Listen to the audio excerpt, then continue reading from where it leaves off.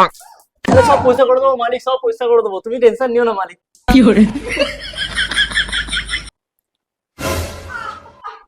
আরে আমার দিদির পায়ে লেগে গেল রে, পায়ে লেগে গেল রে, ঠাকুর তুমি কি করলে রে, দিয়ে আমার পায়ে লেগে গেল রে।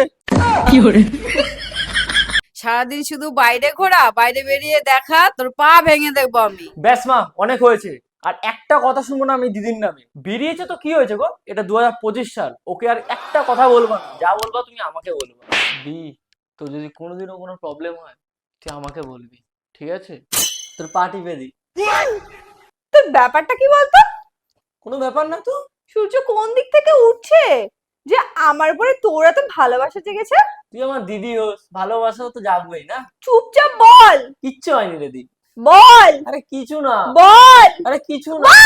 বন্ধুর সাথে বই দেখতে যাবো, আমার কাছে টাকা নেই, বাবার কাছে টাকা চাইতে গেলে আমার পেছনে দুটো লাথি মারবে।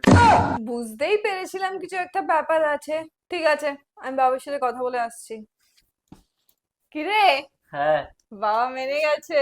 থ্যাংক ইউ দি। যা মজা কর, আর আমার জন্য কিন্তু চকলেট আনতে ভুলবি না। ঠিক আছে ঠিক আছে। আরে শোন না, জলটা শেষ হয়ে গেছে, জলের বোতল একটা দিয়ে যা না প্লিজ। জল নিয়ে আসবি, জল নিয়ে খা।